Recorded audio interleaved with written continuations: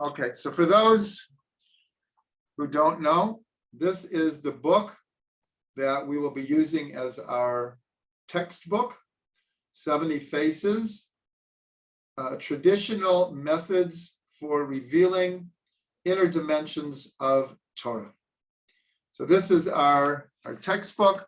You see behind me, this is actually the original picture that turned into this. We just added some color here. Okay, so tonight we're going to start with what we'll call an introduction, and we're going to delve into the letters of the Torah. So first, as an introduction, what does it mean, 70 faces to the Torah? This is an expression from the sages in the Talmud, in the Midrash, that there are 70 faces to the Torah. So the general meaning is that 70 is a symbolic number. It does not mean exactly 70, but we'll understand in a minute why they picked this number. And they could have said 80 faces to the Torah, 120 faces to the Torah, but they picked 70 for a specific reason. And the idea is that there are 70, we'll call them perspectives. Here they're called faces, but it means there's 70 perspectives. You take any verse in the Torah, any mitzvah, and there's a recognition that there are many, many different ways to understand it, to look at it. The wisdom that is hidden in it is on many, many different levels. So that's the basic idea. There's 70 faces to the Torah. The Arizal, the great Kabbalist of Tzfat, so he said there are 600,000 faces to the Torah. Why would he say 600,000? Because according to tradition, there are 600,000 cardinal souls or primary souls in Israel. And there are 600,000 letters in the Torah. Now, if one would do an actual counting, there are not 600,000 letters in the Torah.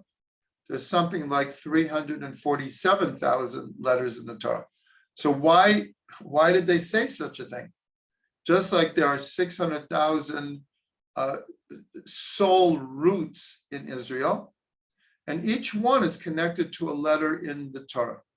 So, for example, there are many letters in the Torah. This is one of the explanations. There are many letters in the Torah that are made up of a combination of letters. This is the first letter of the Torah. According to tradition, this is a Yud, and this is a Yud, and that's a Vav. So the letter Aleph, in a sense, is a combination of three different letters. So some people explain that if you would do that with the letters that are a composite, it would come up to 600,000. But with the Ari, again, it's symbolic language here. The Ari was teaching that not just that there are 70 faces to the Torah, but that each person is unique. Each person is different, and therefore, even though we have a common tradition, but since each person is different, they're going to look at the Torah, they're going to experience the Torah from each person's unique perspective. So this goes along with another teaching that is well known, which is called Pardes. Pardes literally means an orchard. And it's made up of the Roshei Tevot, the acronym of 4 words: Pshat, which means the literal storyline of the Torah. The literal interpretation is Pshat. Remez means a hint, an allusion to something deeper. Drosh is allegorical, the parable, the metaphor, and the symbolism of the Torah. And the samach of Pardes is Sod, the secret, mystical, Kabbalistic tradition. Now, it turns out that the numerical value of this level of learning, Sod, equals 70. So this is our first hint why the sages picked the number 70 as 70 faces in the Torah, because there are so many hidden levels of understanding. And when something is hidden, it's like a secret. So the 70 faces of the Torah are revealing secret after secret. So now I just want to read the second verse of the Song of Songs, Shir HaShirim. And this will give us another hint to the idea of 70 faces. So it begins, Shir HaShirim Asher LeShlomo, the Song of Songs that is to Shlomo. Yishakeni Minashikot Pihu, he will kiss me with the kisses of his mouth. Ki do tovim dodecha miyayin, because your love is more precious to me than wine. That's literally what it means. Kiss me with the kisses of his, he will kiss me with the kisses of his mouth, because your love is greater than wine. So I'm just going to read you in English the Art Scrolls translation. They go a little bit farther and they say, communicate. Here, a kiss is a communication. Communicate your innermost wisdom to me in loving closeness, for your love is dearer than all earthly delights. So here, wine, yayin, represents all earthly delights. Now, here we have another secret, because the word yayin also equals 70. So here we're in a sense asking or recognizing that when we learn Torah, we're asking God to reveal to us the inner dimensions of the Torah, the inner wisdom, and that inner wisdom is more precious than all earthly delights. But again, here the word yayin is 70. So from this comes the well-known phrase, Nichnas yayin yotze sod. When wine comes in, meaning when we drink wine, the secret comes out. So this is understood on two levels. I think we've all had experience ourselves or with other people that when people drink a little bit, sometimes people start saying all kinds of secrets that they never would in a million years if they weren't a little shikar. So that's one level. Wine comes in and the secret comes out. The other level is, we know that we make kiddush on wine. Wine is part of a circumcision, of a wedding ceremony. Wine has a very, very special place. So here the idea is, when we raise our consciousness somewhat, then we open ourselves to the secrets of the Torah. So all of this was just to explain the idea of 70 faces. Now, the premise of this book, and this is what this whole series is going to be based on, and this is basically my idea, but it's firmly connected to everything that we've been saying. When we ask a question, well, how do we learn the secrets of the Torah? Where are the secrets of the Torah found?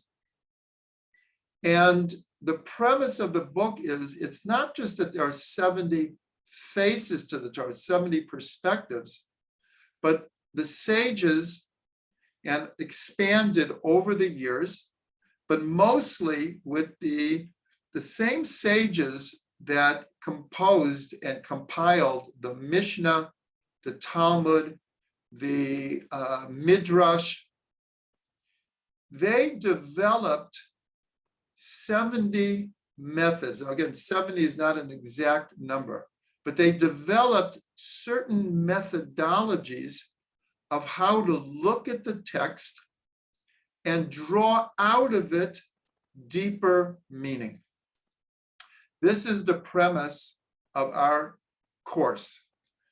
We will be delving into 70 different methodologies through which the sages and then the Kabbalists and the Hasidic masters were able to take the text and learn deeper and deeper and deeper meanings, and even the simple literal meaning.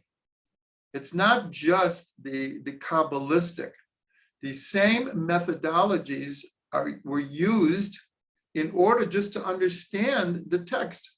Anyone who is familiar with the Torah knows that it's not so self-evident. There are so many levels that if you don't have the oral tradition, that's why we were told at Sinai, we received the written Torah and the oral Torah, because without the oral Torah, the written Torah is totally not understandable. And not only that, people make many, many mistakes as to what the Torah is saying. So what we are going to be doing in the many months ahead is we're going to be going systematically through 70 different methodologies, and with the goal that each idea that we will be sharing will be very special and will give people an understanding of the text. But much more than that, the goal is that by learning these methodologies, each and every person then can delve into the Torah on their own and know what they're looking for.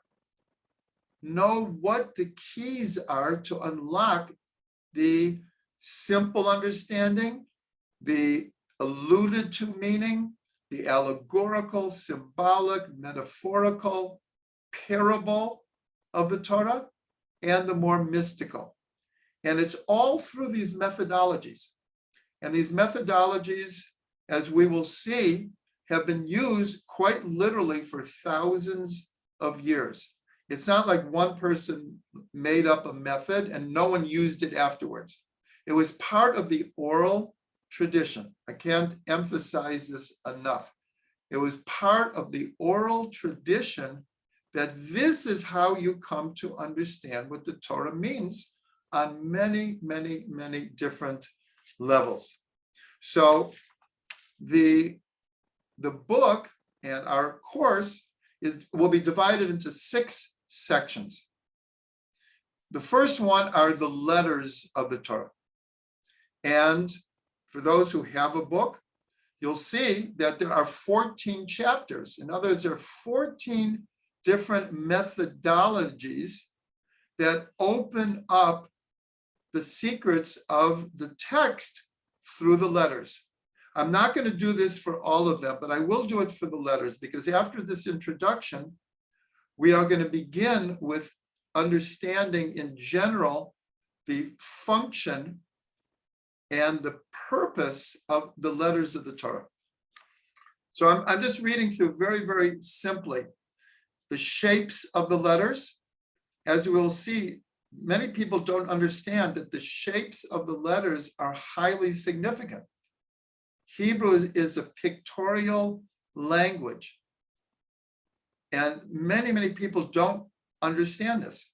They look at the symbol of the letters and think it's like an A or a B or a C. It's not true. These are pictures of concepts. So we have the shapes of the letters that are written differently. large letters. We just had our first large letter. The first letter of the Torah is a large bet. So all of a sudden, it's like the red lights are going off. Like, why is this letter big? Almost all the other letters are the same size. All of a sudden, you'll have a big letter. So that's telling us, there's a deeper secret hidden, because, and the method is, the big letters are alerting us to look deeper. Then some letters are small, the small letters. Certain letters have crowns on them. Some don't have crowns. Some have more crowns than usual. Some letters have dots on them. It's actually fairly rare, but in the Torah itself, you'll have letters that have dots on them. There's an idea of skipping letters, of switching letters. Certain letters can be switched, and you could read the words differently. There are certain words where you reverse the letters. You can read it in one way, and then you could read it the opposite way and get a deeper meaning. All of these, I'm just going through this, but each one of these we will investigate. Then there's first and last appearances of letters. What's the significance when the first time that a certain letter appears in the Torah? It has significance. Then we have when certain letters are in the middle of words. We would think that has no significance. It's not true. They do. And the middle letter of a verse, or the middle letter of the Torah, there are explanations for all these. Then we have the final letters. We have 5 letters that have final forms. So what's the meaning of that? And then there's certain words that are written what's called malay. Certain words, you can write them in different ways. And sometimes they appear what's called full, in other words, with all of the letters. And sometimes they appear what's called chaser. They're missing a letter. You say, well, why? In that place, it's full. Why is it missing here? So this is just an example. Our first chapter is letters. And then we're going to go on to words, permutations. This is one of the deepest idea is every word, you can permute the letters in different ways. So every word is like hiding all these different meanings depending on how you permute the letters. Then there's a whole idea of acronyms and acrostics. This is an incredible methodology that the sages developed and recognized. Then we have grammar, that there's certain words that you would expect them to be masculine, but they're written in the feminine. You have certain words that in the context of the verse should be in the singular text, but it appears in the plural. So we have to understand these things. There's certain words that are in the past tense, but we understand it as the future. So each one of these is revealing the inner dimensions of the Torah. And then we get to juxtaposition. Why is this parsha, what's the connection between the end of one parsha and the beginning of the next parsha? What's the connection between this mitzvah and that mitzvah that happen to be right next to each other? What's the juxtaposition between the end of one book and the beginning of another book? All kinds of secrets are hidden here. But I'll emphasize again, sometimes the literal meaning is found in these methodologies. And then the last one is numbers. Now, someone might think very quickly, gematria. Each letter has a numerical value. But I'm not going to do it, but we have here 21 different methodologies using numbers. This is a fascinating way to get into the inner dimensions of the Torah, is through, in a sense, mathematics. And that's why, if anyone thought about this, if you would think a scribe in Hebrew is called a sofer. Sofer literally means one who counts. So you would say, why isn't the scribe called a katvan, someone who writes? Because that's what they're doing. They're writing a Torah, but they're called a sofer. And this alerts us to the fact that especially in the ancient days, someone who wrote a Torah had an entire code, mathematical code of the Torah. They counted the letters, they counted the words, they counted the verses. They knew all of the mathematical codes of the Torah. Today, it's called the Bible codes. A lot of the Bible codes are based on numbers and skipping numbers. So that's an overview of what we're going to be doing. And where I wanted to start today is because the first chapter are letters. But before we get into the specifics, we have to understand that all the other methodologies are based on the letters. It says in the Zohar, and it's quoted extensively, that God looked into the Torah and created the world. Is a very important concept, meaning that the Torah precedes the world, is more primordial, is the blueprint. But I'm going to go back and say the same sentence again, but with brackets.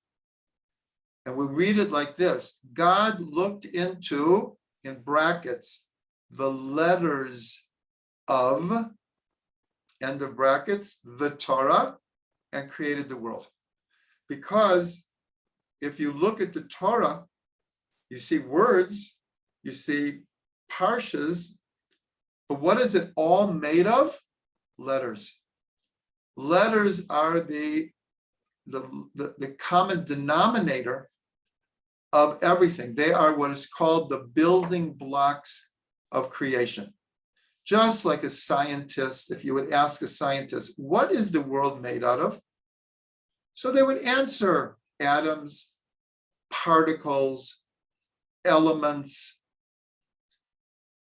And then now there's like in every atom, there's like something like 57 different particles.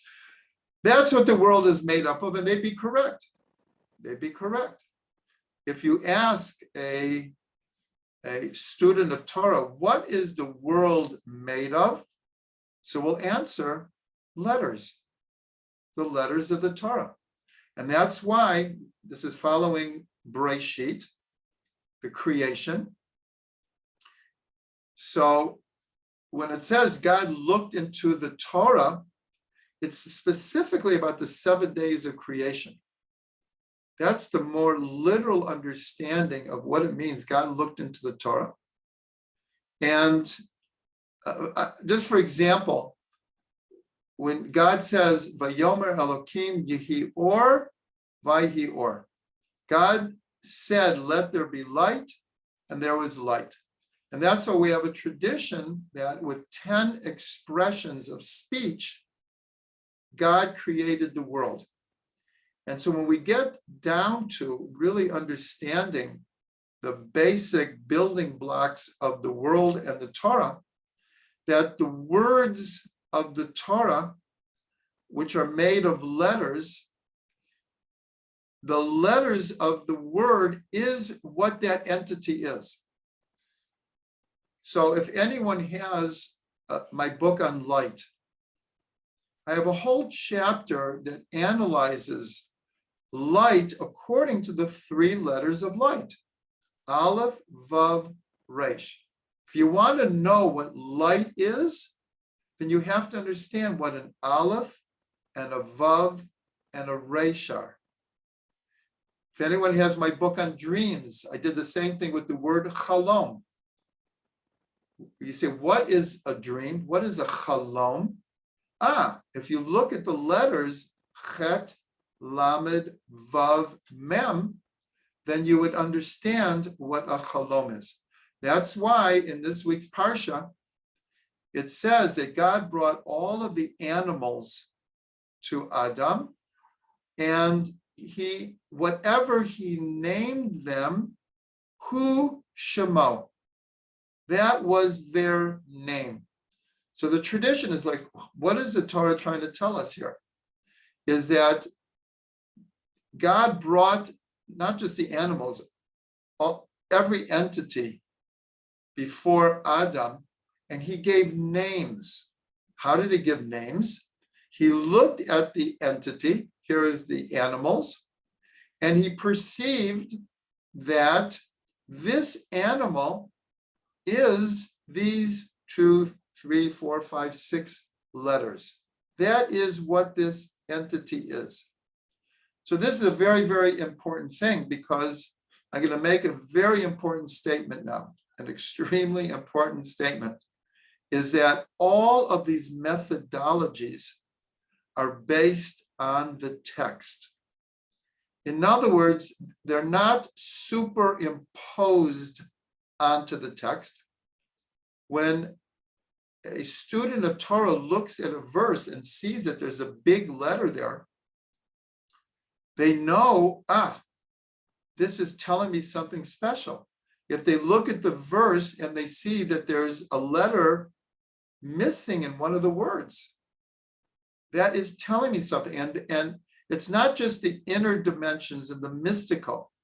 If you go through the entire Talmud, we would see that hundreds of halachas are based on these hints along the way, not just the inner dimensions.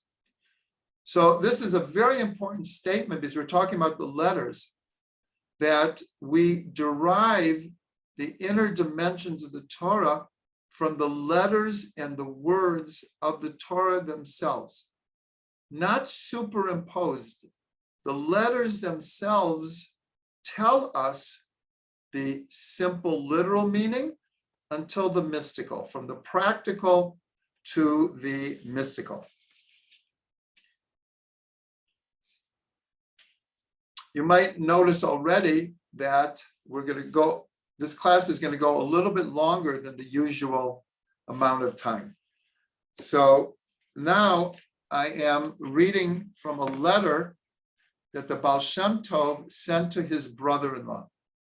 We have really nothing written from the Baal Shem. In other words, he didn't write any books, and he didn't leave notes for people to write books. Everything we know about what the Baal Shem taught came from his students who wrote it down. But there is one letter that he wrote to his brother-in-law that is in existence. And in it, he explains to him what's called an aliyat neshama, an elevation of soul that he had on Rosh Hashanah in the year 1746. And I'm not reading the whole letter, but he tells him that in this elevation of soul, he found himself in the presence of the soul of the Mashiach. And in one of the most important exchanges, especially the foundation of the Hasidic movement, he asked the Mashiach, "When are you coming?" And the Mashiach answered him, "Vayafutsu ma'anatecha chutza," when the well springs of your Torah spread to the farthest reaches, Now, everyone, I assume, knows about the Chabad movement. The only way to really understand what the Rebbe did was he took these 3 words and he translated them into reality. He sent his shlichim to literally the 4 corners of the earth to spread the teachings of the Torah. Exactly what the Mashiach said to the Baal Shem Tov, "Vayafutzu ma'atecha chutza." What I want to get to is later in this letter, he says there are many things I cannot reveal to you. But then he says like this, "But this I may inform you, and may God help you.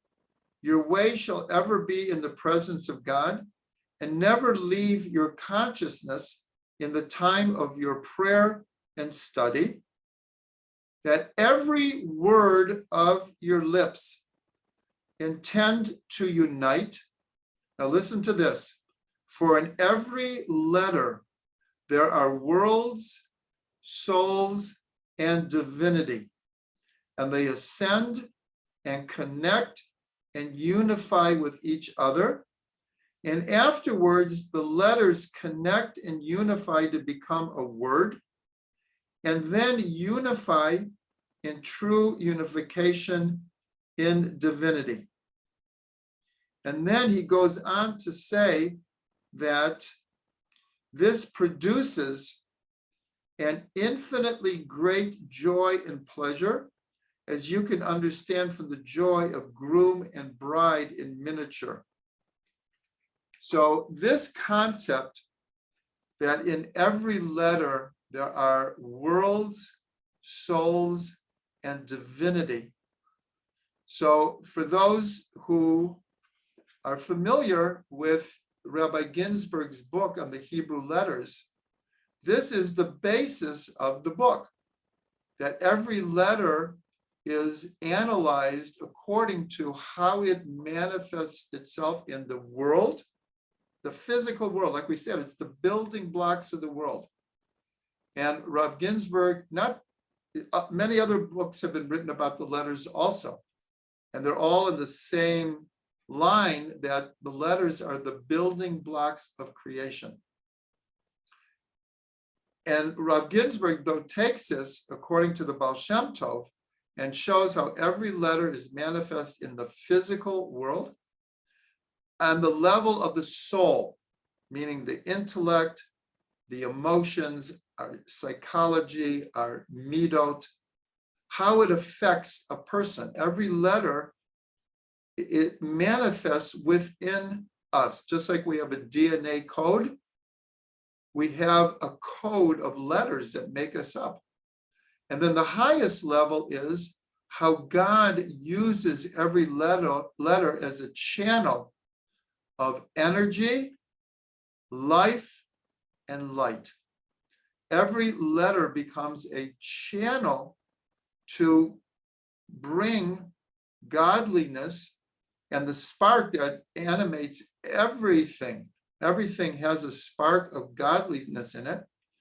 And the level of the worlds, this spark manifests as energy. Or as we know in science today, all of matter is energy. It appears on the outside to be matter, but the inside is energy.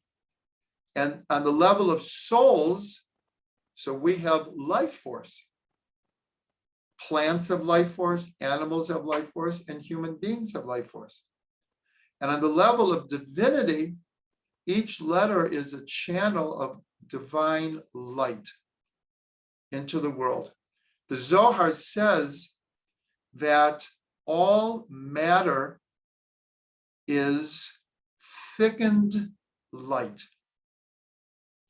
This is an incredible statement. All matter is thickened light. It took an Einstein to reveal what that meant. He said all of matter is energy. But where is energy coming from? What is energy? In our terminology, energy is the light of God. being translated into energy. If you want to go one step deeper, what is the light of God? The thought of God. And that's why right now in science, in physics, quantum physics, there's an entire revolution happening where everything is understood now as information, as thought process translated into information, which then gets translated into light, which is translated into energy, which is translated into matter.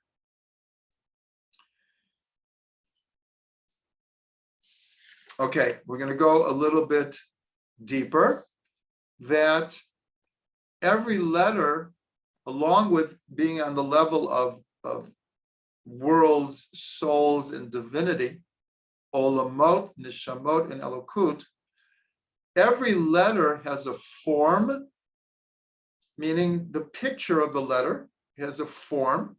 It has a name. Now, we already discussed that the form is important, but the name is also important.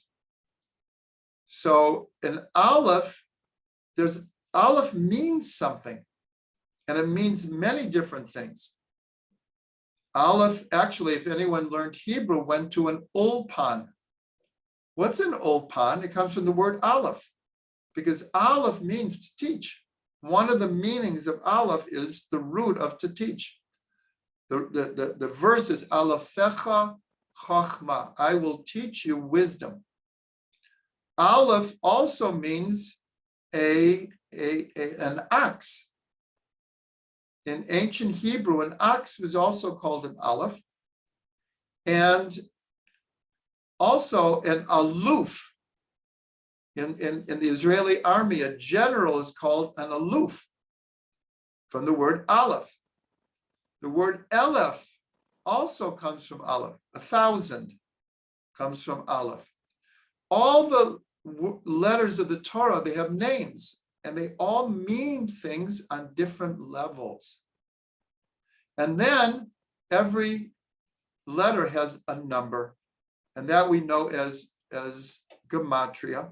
But as we said, hopefully we will get there, we have 21 different chapters here about the numbers. It's not just simple, an aleph equals 1 and a bet equals 2. There are so many methodologies. And again, when I'm going to go back a minute, in each chapter, depending on the chapter, anywhere from 7 to 20 different examples are brought. And they're brought across the board. They're brought from the sages in the Mishnah, in the Gemara. They're brought from who are called the Rishonim, the great rabbis of about 1,000 years ago. They're brought from the great Kabbalists, but it's across the board, across the board. So now I'm going to bring something from this week's parsha. We're already in Noach. I mean, we're like right between Bereshit and Noach. So part of the instructions of building the ark, God gives Noach the dimensions, and then says, Sohar ta'aseh l'teva, make for yourself a window in the side of the ark, in the side of the ark. So the Baal Shem Tov, this is one of the most important teachings of the Baal Shem Tov. And in fact, there's a compilation of the teachings of the Baal Shem Tov. It's called the Baal Shem Tov on the Torah. In Parshat Noach, there is a section that's about 80, 90 pages called Amud HaTefilah, the pillar of prayer. Now, why is that in Noach? Because the Baal Shem Tov said about this verse, Sohar ta'aseh l'teva. So the word sohar is usually translated, Rashi says it's either a window or a precious gem, meaning either it was bringing light in or it was bringing light out. But the Baal Shem came and gave a different explanation. Sohar is connected. Why is the simple meaning a window? Because the light is shining through it. Why a precious gem? Like a crystal, it's emanating rays of light. So Sohar is like the word Zohar. Everyone knows the word Zohar, the mystical writings of the Rabbi Shimon Bar Yochai and later generations. Zohar also means illumination. Now, the word teva, sohar ta'aseh teva, make a window in your ark. Now, people who know Hebrew, the word ark is teva, but teva means something else. Teva means a word. That's why in Hebrew, an acronym is called Roshei Tevot. The first, Roshei meaning the first letters of words. So look at how the Baal Shem Tov reads this. Sohar ta'aseh l'teva. He says, when you pray, when you learn Torah, and really by extension, when you say anything to anyone, make your words shine. And based on this, he gave over 90 pages of teachings about how to do that. How does one go about proper prayer? How does one make one's words of Torah shine? How do we make our words of prayer to shine? So this is a very important idea here, because again, words are made up of letters.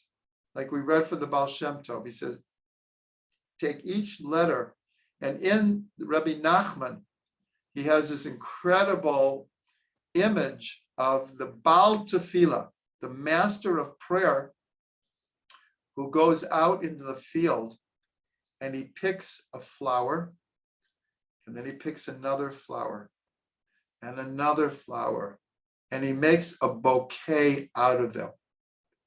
And it's understood what he's saying is when you pray, he actually explains it, that each flower is a letter. You take each letter and you put it together with the next letter and the next letter, and it forms a word. And then you put the words together and it forms a verse, a pasuk. And you put the verses together and it creates a prayer.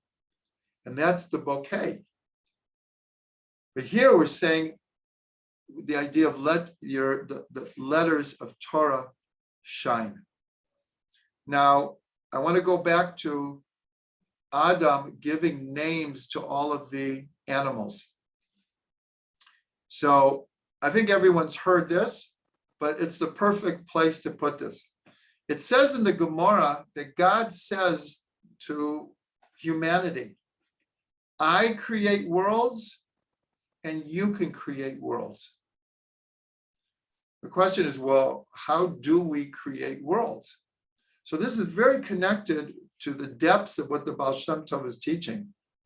By putting a window in your ark, by making your words shine, you create energy. In other words, if you walk up to someone and you say, wow, you look so great today, you created an energy there. Or if you walk up to someone and say, hey, brother, you look terrible today. What's wrong? You just created an energy. You created a world. So I think everyone's heard this in in magic, they say abracadabra, poof, I can create something. I can pull a rabbit out of my sleeve. Abracadabra. So it's actually explained that this is based on Hebrew words. Abra is abara, I create, kedabra, according to the words that I say. That's what abracadabra means. Abracadabra was taken from the Hebrew, exactly what God was teaching us. Just like I create worlds, you can create worlds. And truthfully, just like God destroys worlds, we can destroy worlds through our thoughts, our speech, and our action. We can create worlds and we can destroy them.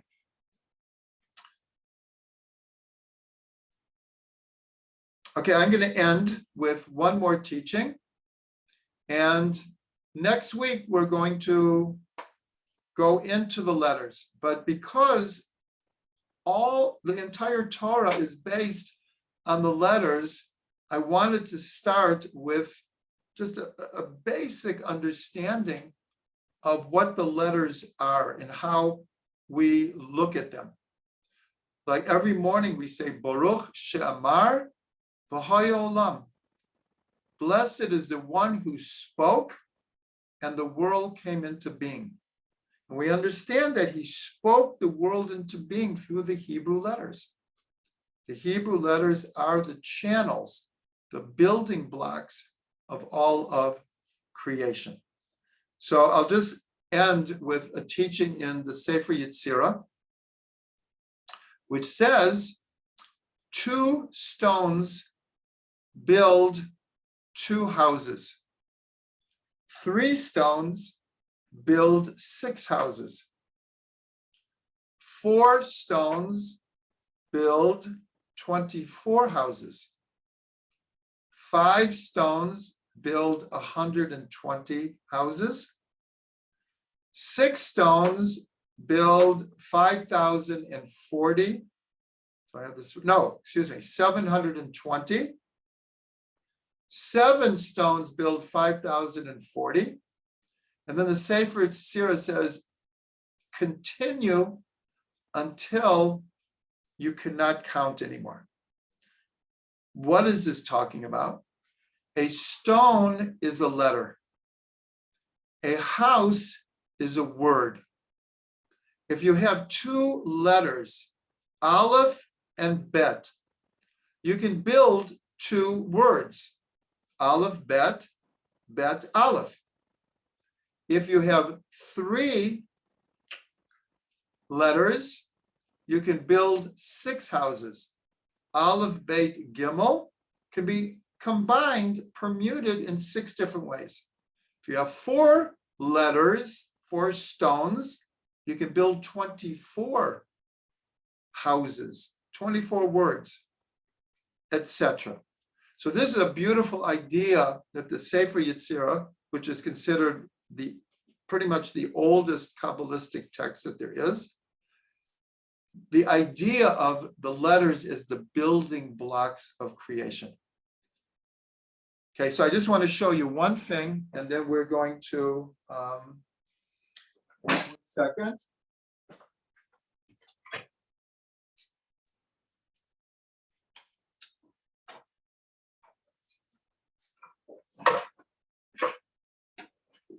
This comes from Rabbi Aryeh Kaplan's book on Sefer Yetzirah. Now, if you look, these are letters. These are the 22 letters. And this is like a geometrical explanation of combination of letters. If you look at each letter, from it comes 21 lines, because each letter can combine with 21 other letters. There's 22 letters. So each letter, there are 22 lines coming out. If you do them to all the letters, this is what you get. So this is just an amazing image. This is an amazing image of like a concept, but we could look at it geometrically. That this is the construct of if you would take each letter and combine them with every other letter. Now, obviously you can combine 2 olives together or 3 olives together. So then it's infinite. That's what Sefer Yetzirah says. After 7, and it got to 5,040, it's like continue until like you couldn't count anymore. That's how many connections. And that's how we can understand the whole universe as being a combination of just 22 letters. So it's a beautiful, beautiful concept. So we're going to end with a bracha, and then we'll end the recording and we'll continue. But my blessing to everyone is that at the very least, what we should get from this learning is how awesome and amazing the Torah is. That's my blessing. As we learn, it should just open up gates of inspiration, of insight, and it should bring us amazement. It should bring, like, we should be like amazed at the depths of the Torah.